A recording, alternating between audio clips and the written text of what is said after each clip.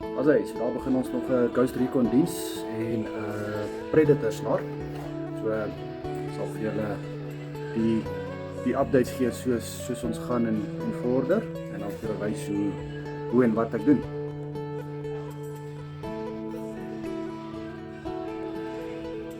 Die snaartjie is al lekker oud. Baie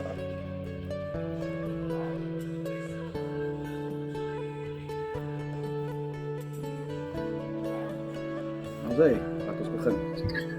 So voor ek aan enige boog werk, kyk ek dat, kyk nie, ek meet die huidige setup. Ek weet sodat ek 'n beginpunt het van waar die boog was en waar ek op hom eindig.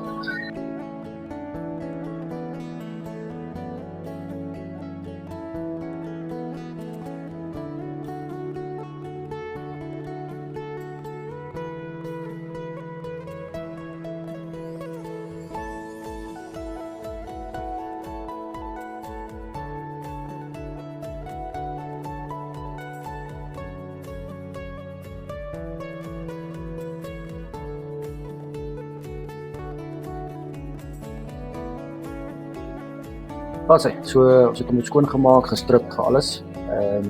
So ek het alles nagegaan op die boog, die kerns, die bearings, die limbs, so alles nagegaan daarso kyk of dit reg is en of daar enigiets is wat nog potensieel kan fout wees met die boog. En dan jy kan sien, so kom nou hier so in die boks gesit. So hy gaan nou daarso lê en wag vir die nuwe snaar.